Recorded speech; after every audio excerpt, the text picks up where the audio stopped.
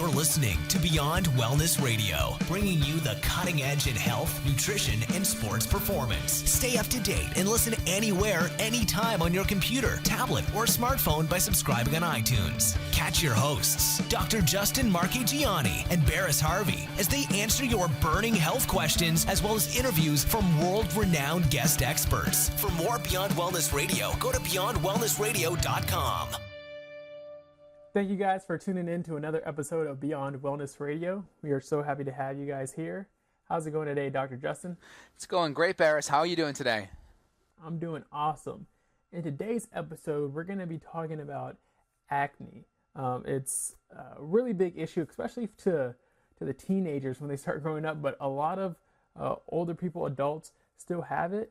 And before, probably about 10 years ago, I think the idea was just teenagers got it and it was just a kind of a puberty kind of thing, but it's really prevalent now, and there's a lot of money being made on selling acne products.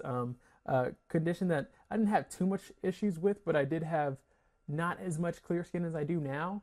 If you see Dr. Justin as well, he has really good skin. So that's what today's episode is going to be about.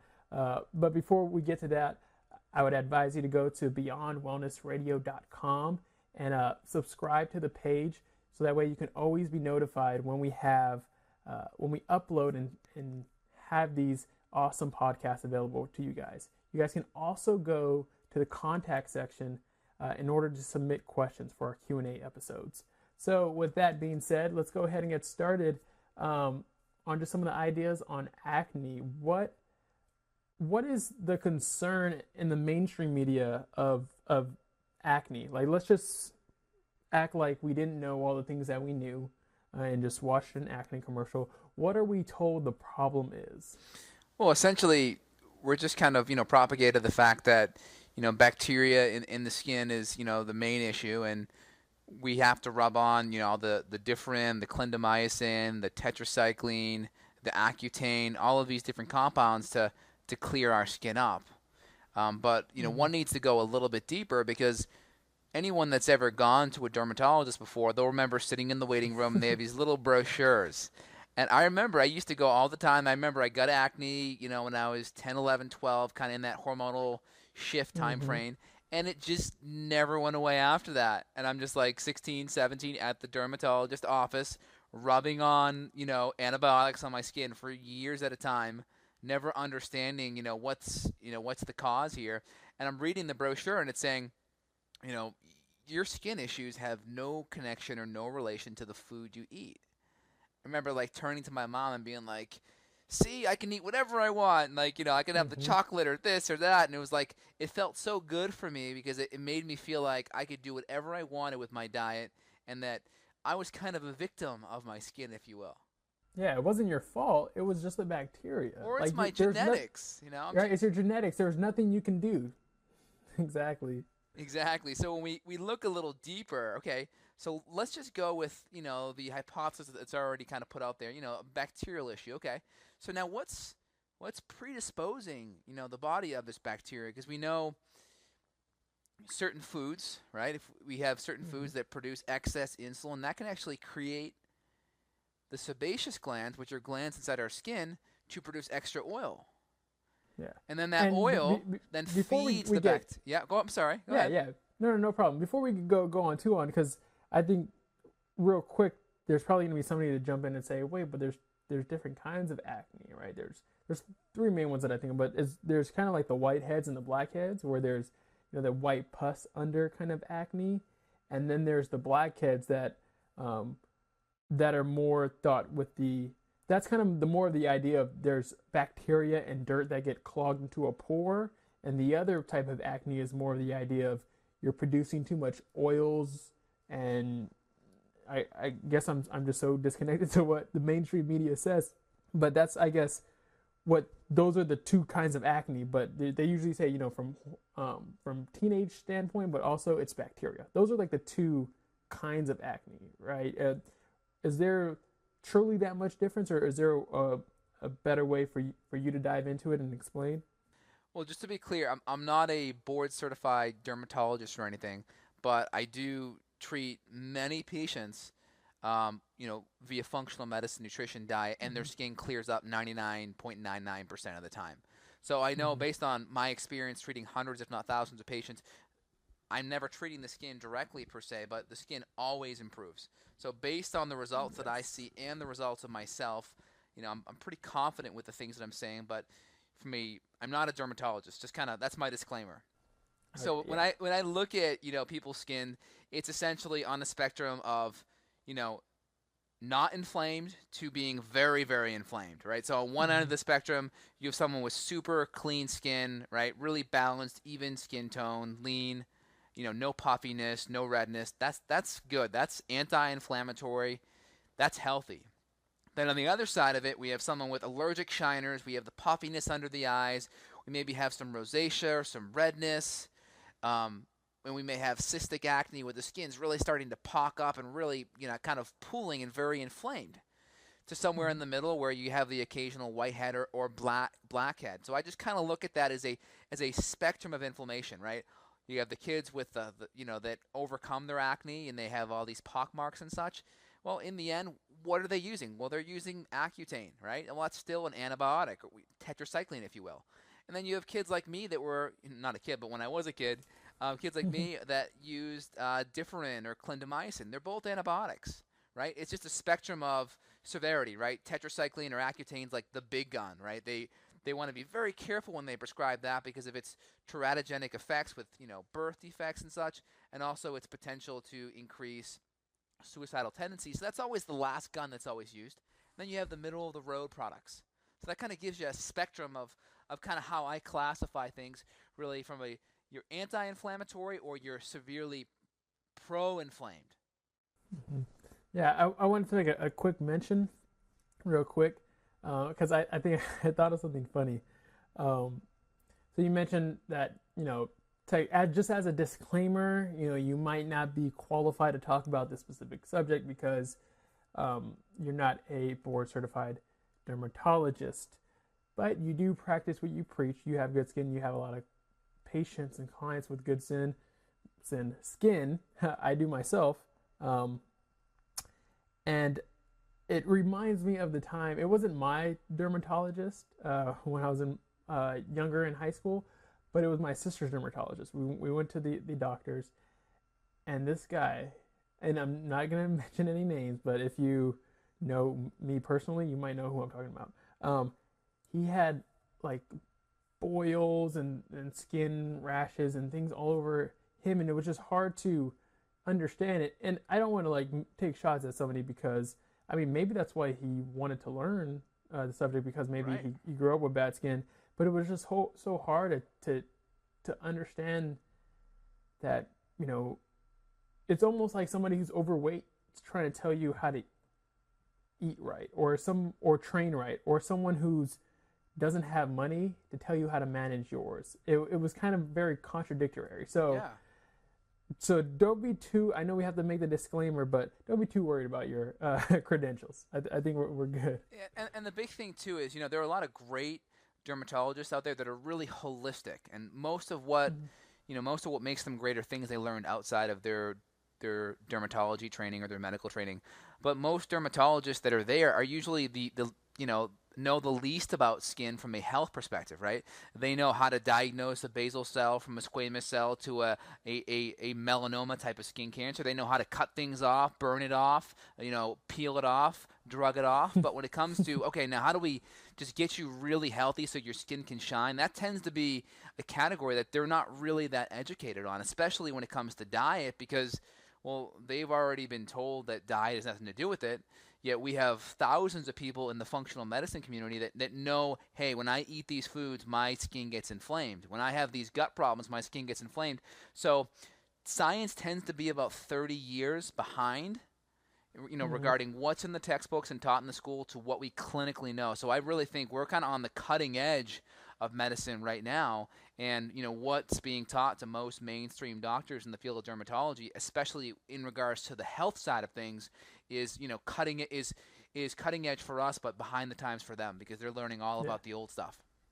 Yeah, and since you mentioned that, it really reminds me of kind of there's this new study in psychology that's more on on happiness. As psychology first came out, the study was focused on people with, neurological issues or maybe like serial killers, and trying to figure out why their brains work this way, and then why are they broken? Why are they on a -10, and how do we get them back to 0, right? But it's only recently since people started studying, well, look at these people that are amazingly happy with their lives that are +10. How do we go from 0 to 10? Let's study happiness. I think that's kind of the same with dermatology. We focus on the disease and people with, this -10 or anywhere negative, and they say, well, how do we get people from having horrible skin to, being able to walk around feeling, somewhat confident, right?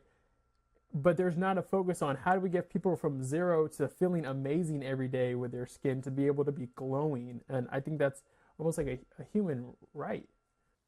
Oh yeah, I look at old pictures of myself. I'm like, oh my god, like my skin, like the inflammation under my eyes, the redness. Like I couldn't really even see my jawline. It was just like this round curve. There was no like structure to like my face, and it was just all inflammation. And if I cheat a little bit, maybe eat foods that are too high in the glycemic index or inflammatory and such, or maybe get a little bit of incidental gluten exposure, my skin's not going to look as good. So it's pretty cause and effect. I know if I want to look my best and feel my best, I got to really be on point with my diet. Yeah, definitely. The skin is a very sensitive organ, and it's a good warning sign. It tells you, hey, look, you're not doing this right. Some people are naturally more resilient. I used to always think this was such a bad thing, and sometimes feel it. You can stress over maybe an essay in school, if there's any students listening, or you have finals and you'll notice, bam, a pimple will pop up. And it's because it's such a delicate tissue that it's very responsive. So it kind of tells you, hey, you're going the wrong way. It's kind of signaling you. And one example was, I used to work at a weekend camp that would take care of kids with neurological issues, Asperger's, autism, or things even more severe like mental retardation.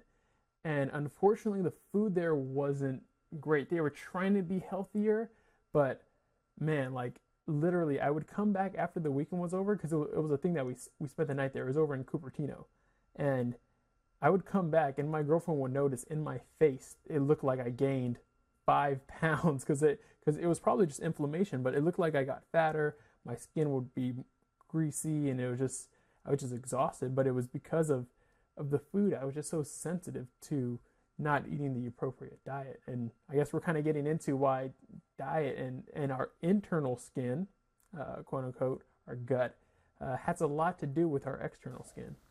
Absolutely. Yeah. So even when we think about the tissue of the skin, or even in our environment, it's a really big organ.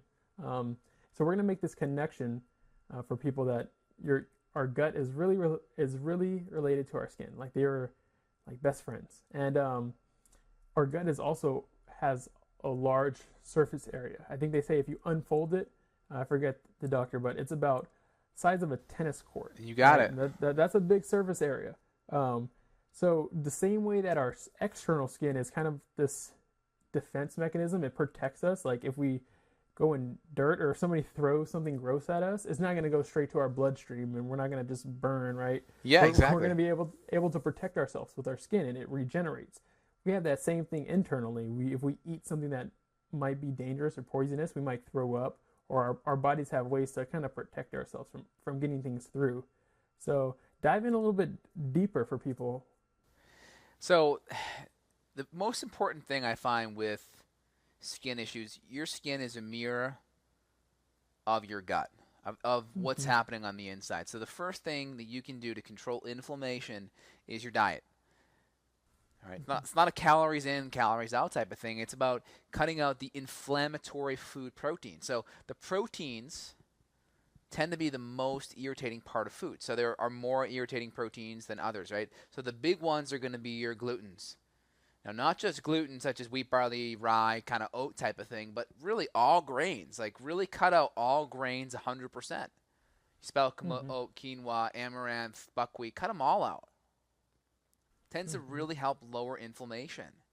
Next, cut out dairy. Even some people that are maybe paleo, or even like, really good with their paleo type of eating, even cutting out dairy for at least a period of a few weeks just to make sure that you aren't dairy sensitive. I mean, typically dairy, especially butter, doesn't have much casein, but casein can create some problems for people. So even if you're doing milk or cheese, definitely cut that out.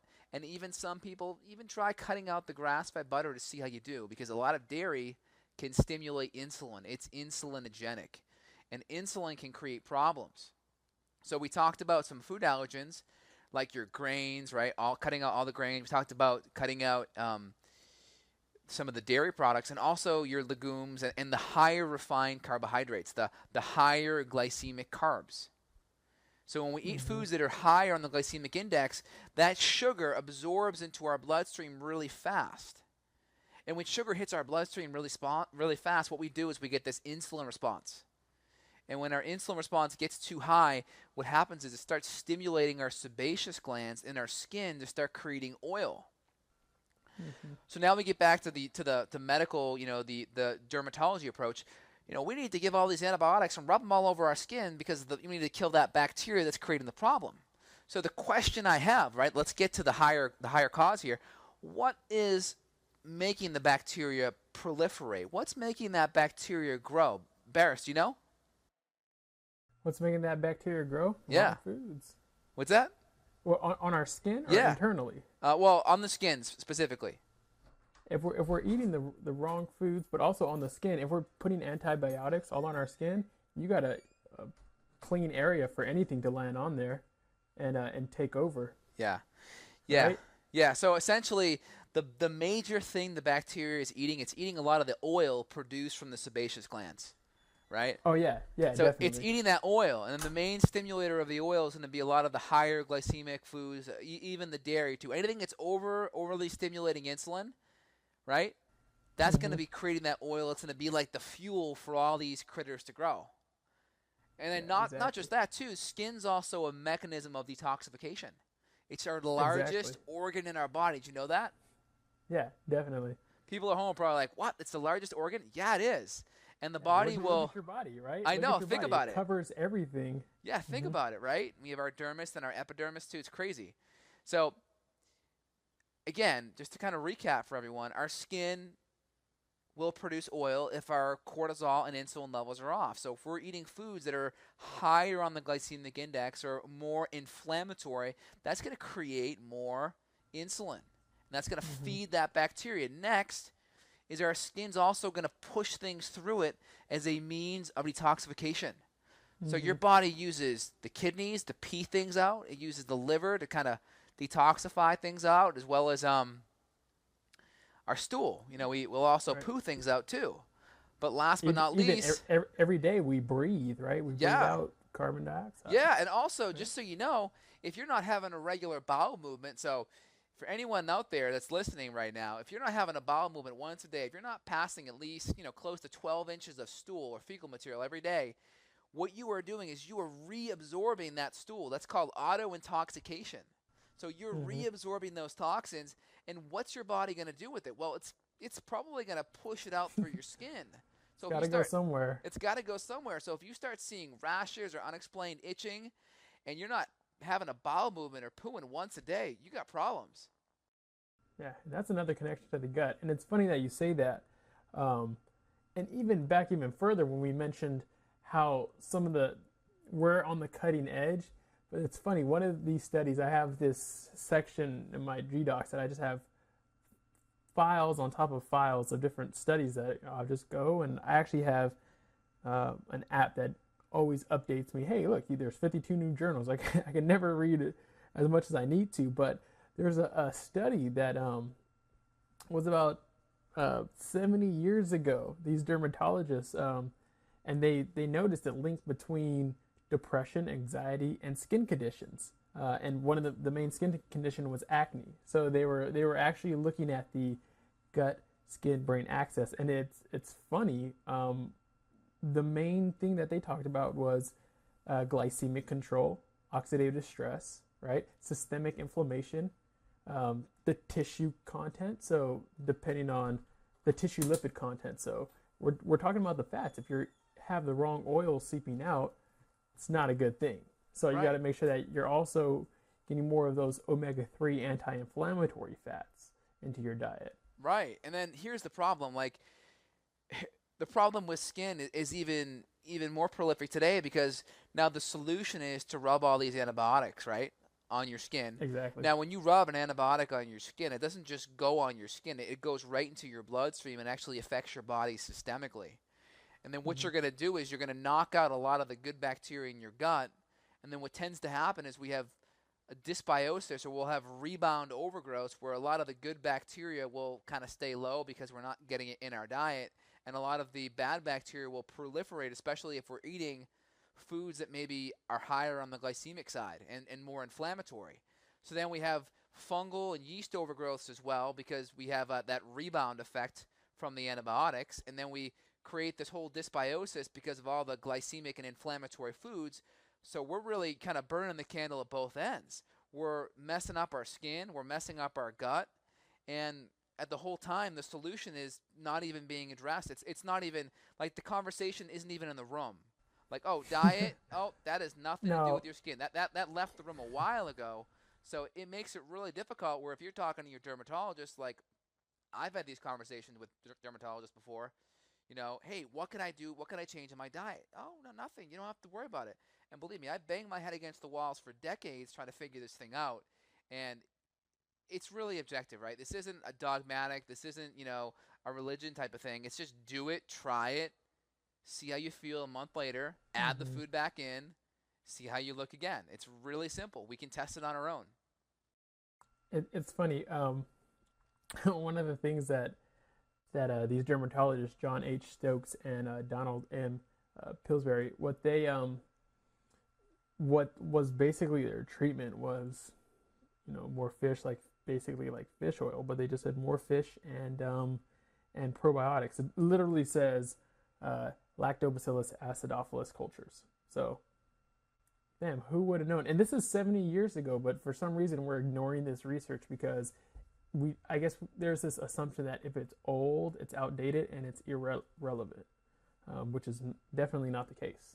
Right, and you know, really what's happened is big pharmaceutical companies have kind of geared mainstream medicine into being more of a pharmaceutical type of approach than actually getting to the root cause. So if you go to your MD, you know, you just have to be aware, this isn't a conspiracy theory, it's just fact, that Right. you're going to get interventions that are primarily dealing with pharmaceutical and surgery. And in certain situations that may be great, like if it's an acute traumatic injury, right? Let's say you get a laceration on your skin, right? Well, you need to get that thing sutured up and go see a plastic surgeon too, and maybe even put some antibiotics on it so it doesn't get infected, right? That's fine. But when it comes to chronic things that especially involve diet, well, that's not even in the spectrum as an issue. I mean, right, we already kind of addressed the fact that diet and lifestyle doesn't cause any of these problems according to mainstream dermatology, yet we have studies that are nearly 100 years old that say the opposite, right? Right, exactly. So you just have to know who you're talking to. If you're talking to an MD that's conventionally trained, that hasn't gone through holistic functional training, then that may happen.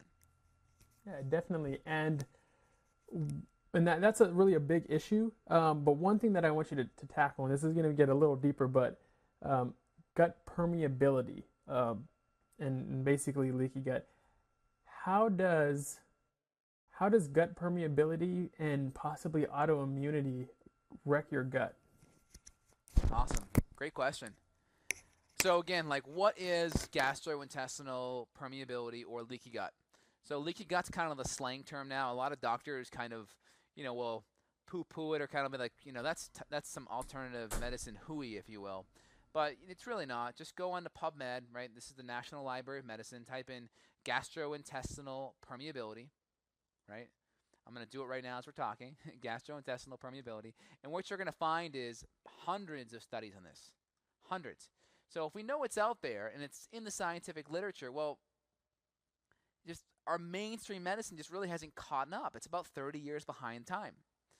So what does that mean? Well, gastrointestinal permeability means the tight junctions in our gut, these are the cells that kind of hold our gut lining together, have become a little bit leaky. So instead of food sitting in our stomach, getting broken down into amino acids and various peptides and absorbing them, these food particles, not digested yet, actually get absorbed or into the bloodstream. And the immune system says, what the heck's this? Like, food shouldn't be undigested. What's going on? So the immune system starts mounting attacks, and cytokines and nuclear factor kappa beta and interleukins and cytokines and such start, creating an effect, and the body's, starts creating hormones to help deal with the inflammation. And our immune system can even create autoimmune conditions because it starts sending out immune cells to attack the tissue, and that tissue may have a similar surface protein that your thyroid may have in gluten. Or if you're looking at bovine albumin like in cow's milk, that could be similar to your pancreas or your skin or your brain. So this whole molecular mimicry thing, all stems from the whole leaky gut. So if you're having a leaky gut, that's going to increase inflammation. That's going to increase, dysbiosis. That's going to increase, this whole entire inflammatory thing that we're seeing. And the body, when it becomes overinflamed and overburdened, one of the things it's going to use the skin to help detoxify. So keeping the leaky gut, down by keeping the food allergens out, balancing your carbohydrates, right? Avoiding the higher glycemic index foods most of the time, and making sure you're infection-free are going to be a really great start to healing your skin. Yeah, definitely. I actually think that the internal portion is probably even more important than the just washing the skin. A lot of people, not that there's anything wrong with that, like, yes, that is a factor, but I've seen pictures of people that worked in the mines or that were dirty all the time, where you can look at people in maybe third world countries and they have dirt on their skin all the time, but they don't use antibacterial soap to kill everything on their skin. And again, there's probably a lot of organisms that are friendly that might live on our skin the same way they live in our gut. But with that being said, we kind of have an idea of what some of the main issues that can cause acne and some of the main problems. With that being said, what are some of the things that we can do to improve our skin? So one of the things we can do to improve our skin is let's address the insulin resistance. So we kind of already talked about the fact of what foods kind of stimulate insulin. So getting those foods down are going to be really important. So each meal you're kind of picking out your proteins, your fats, and your carbohydrates. So the way I tell people is if you're overweight, you're more than likely leaning towards the sides of insulin resistance. So if you're more insulin resistant, try to choose your carbohydrates mainly from the low glycemic, non-starchy side of the fence. Those are going to be like your above ground vegetables, right? Your spinach, your kale, your broccoli, your carrots. Those are going to be really the source of your carbohydrates. Getting your healthy fats from, grass-fed butter. Be careful with butter if you are, sensitive, and, choosing the coconut and high quality, seeds and nuts and things like that can be really helpful. And then choosing your proteins as well, right? Good quality grass-fed meat, eggs, beef, chicken. And if you're really sensitive, try rotating your proteins. That can be a really great start. Just at each meal, ask yourself, where's my fat coming from? Where's my protein coming from? Where's my carbohydrate coming from? And then if you're on the, if you have some skin issues off the bat, then try choosing the carbs that are going to produce less of an insulin response. That's a good first step from a diet side. Mm-hmm. Any topical solutions that are actually beneficial versus, like the stuff we see like Proactive? Is there anything that's like a natural oils or natural things that we can apply to be able to improve the health of our skin? I mean, you can use a good healthy organic gluten-free skin line. I like Marie Varnick. They use a really good one. There's a couple out there. Dr. Hushka is a good one. With a good toner, a good exfoliator to open the pores up. Decreasing the chance of the pores getting clogged. Maybe a good moisturizer with a good healthy fat in there and a good SPF that prevents you from burning. If you're not going out in the sun and getting burned, then let your skin get a little vitamin D. And that can be a really good start. I would actually put more focus on internal support. I would put more focus on good probiotics in the gut. Now, the big thing is, if you have skin issues, most people tend to have a fungal, bacterial, or a parasitic infection going on. So clearing out the infection can be huge because a lot of these infections can produce internal toxins Like bacteria will produce endotoxins, and fungus will produce mycotoxins and such, and parasites will produce their own toxins, and this will basically cause you to crave a lot of the sugary foods, so it'll make it harder for you to make the right choices. But on top of that, they're producing all the toxins, and we already talked about how your skin has to push things Get out as a means of detox. So in layman's term, basically, the poop that they produce from these bad bugs is bad for us. Those are the toxins, right? Basically, the poop or the things that they might excrete just from when they eat the certain foods they eat are excesses, or the things like sugar that they feed off of. Correct? Correct, exactly. So, things that you can put on your skin. I mean, coconut oil can be really good. That can be really helpful. I just recommend a good exfoliator. A toner can help because it can shrink the pores down afterwards.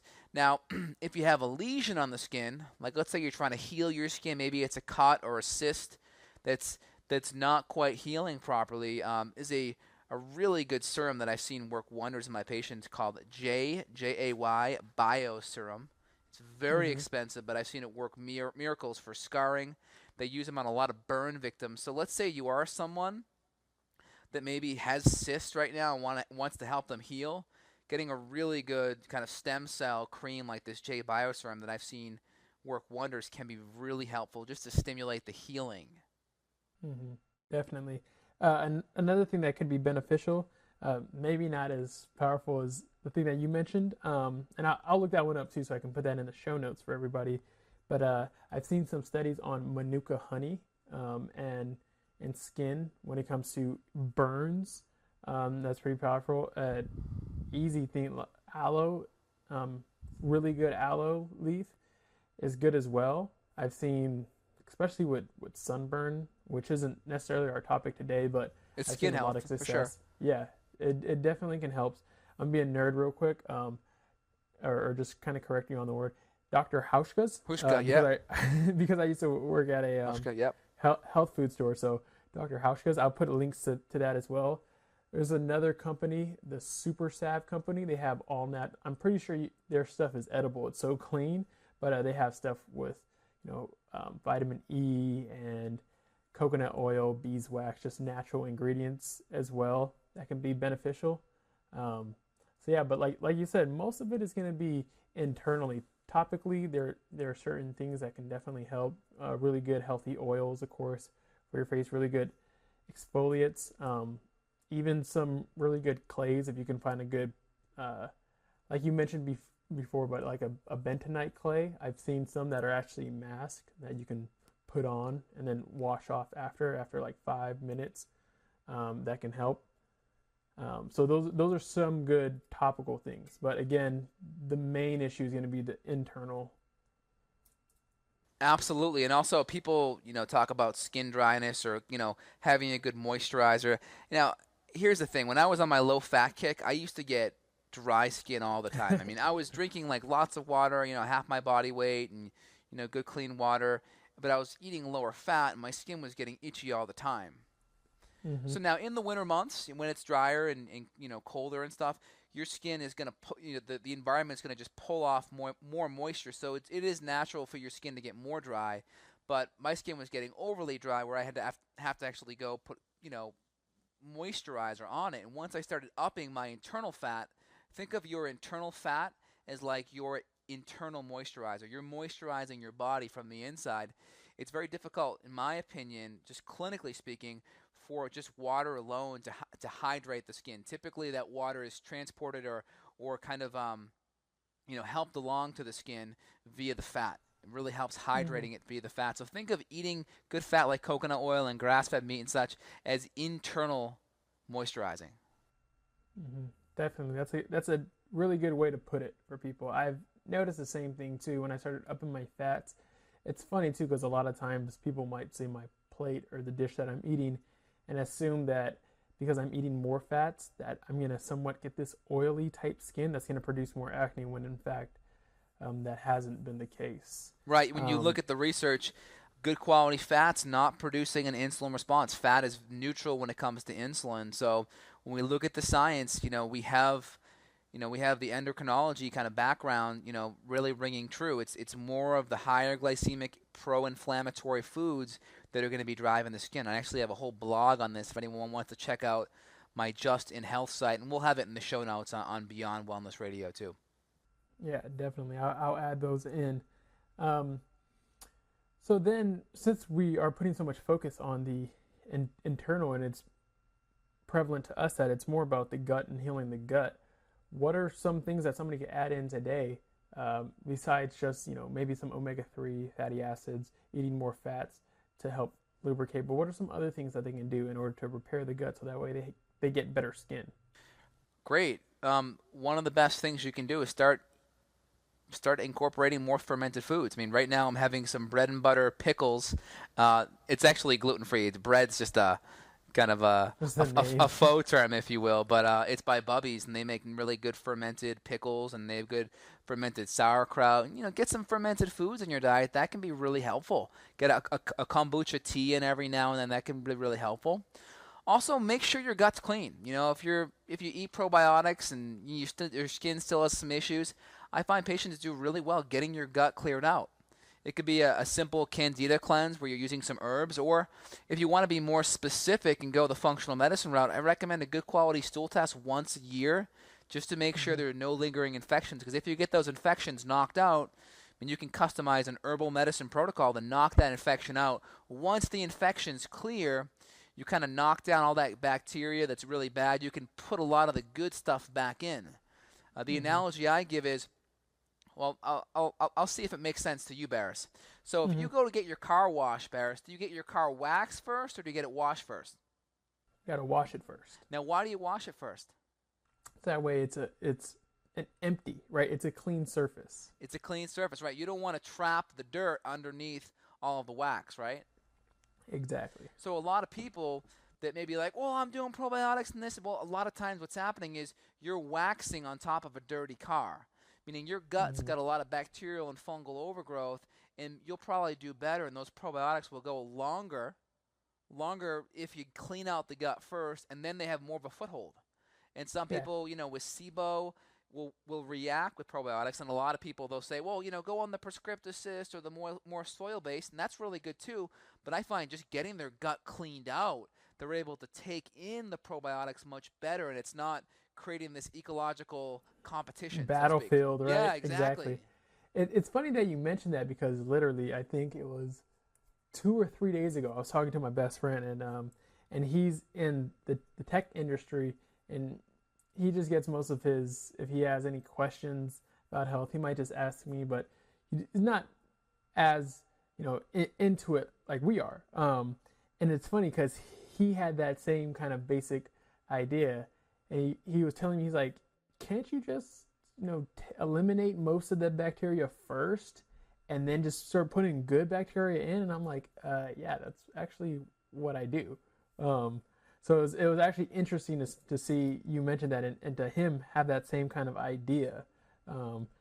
Maybe it was just kind of him being just a smart guy and just thinking, well, it's kind of basic common sense. Just because we know there's so much dysbiosis nowadays prevalent with so many people, we're drinking maybe tap water that might have chlorine and fluoride and all other kinds of chemicals. We're bathing in it, where there's a lot of cesarean sections, births given. A lot of people are moving away from drinking breast milk. So there's a lot of people that aren't getting a lot of the good bacteria and also killing off the little bit that they do have. So now it's almost like they're cleaning the car, but then they don't get a wax on it. Now it's clean for them to throw mud on it. Yeah. And it sticks better.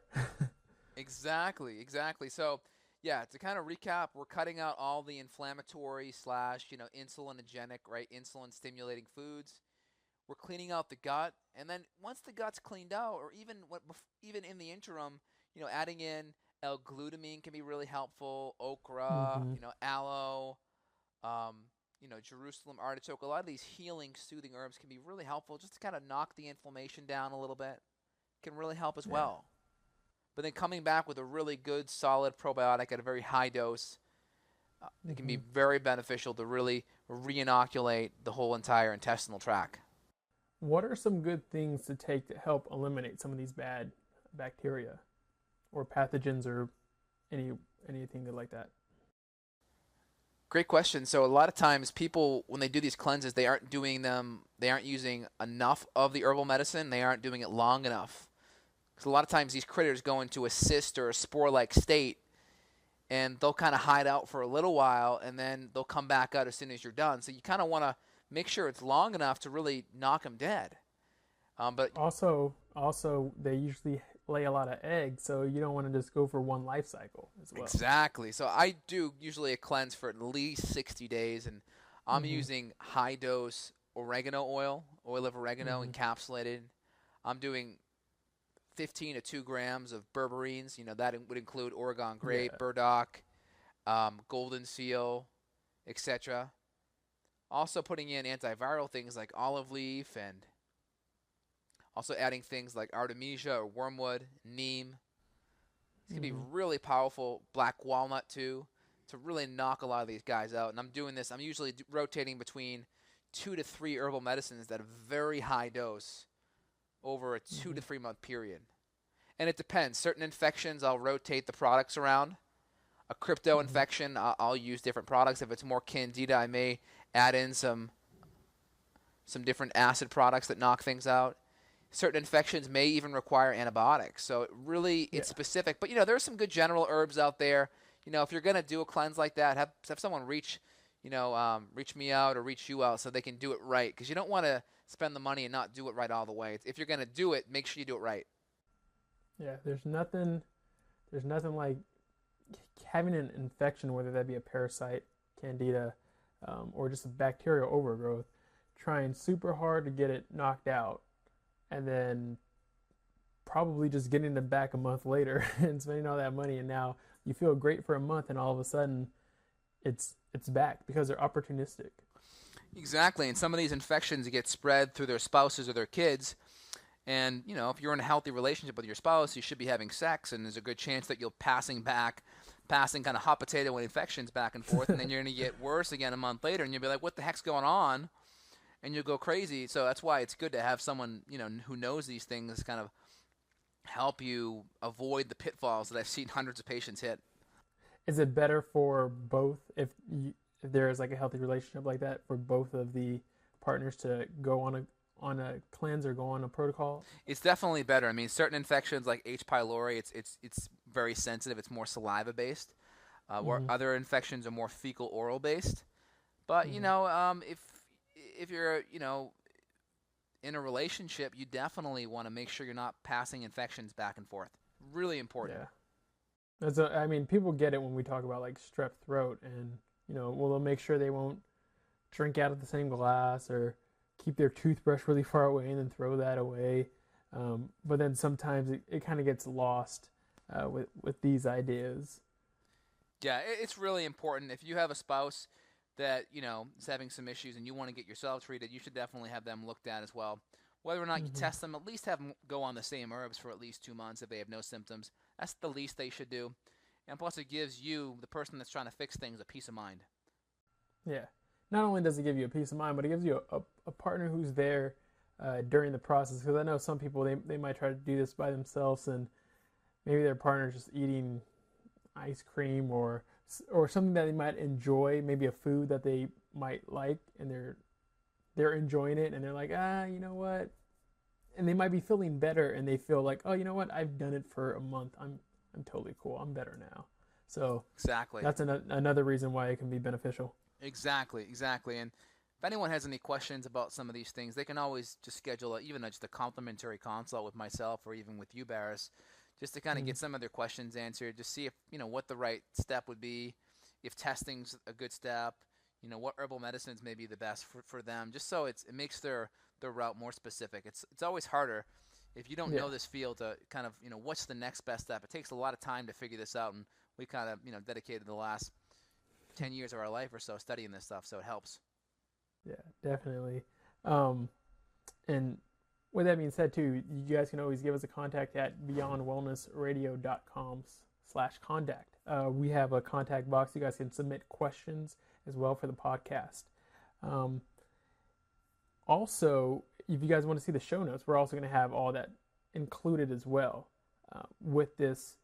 And then we're going to have the YouTube video up, so you guys can always take this on the go. So with that being said, we got a lot of information for everybody. Was there anything else specific that, maybe somebody could just take right now, one takeaway point? Yeah, change your diet, put in the right foods. Remember, the foods that you're eating, that you're putting in your body should be sustaining you. They have to fit 3 categories, right? They have to be anti-inflammatory, nutrient-dense, and low in toxins. If you're doing that, you're going to be supporting your skin. That's the first step that anyone should be thinking about taking. Everything else after that is building on top of that. So if you have the best gut cleanse in the world with the most potent herbs, with the best GI testing, it's not going to matter. Don't mean a thing if you're not doing the right diet at the foundational level. Mm-hmm. Exactly. Great. Well, thank you guys for listening to another awesome episode of Beyond Wellness Radio. For more information, again, go to beyondwellnessradio.com. You can find us on iTunes and Stitcher. Go ahead and leave us feedback. We always enjoy it. Thank you for hopping on the call again, Dr. Justin. Thanks, Paris, for having us. Got a question for Dr. J? Go to beyondwellnessradio.com/question. Then tune in to hear the answer. Also, if you like the show, review us on iTunes. For more Beyond Wellness Radio, go to beyondwellnessradio.com.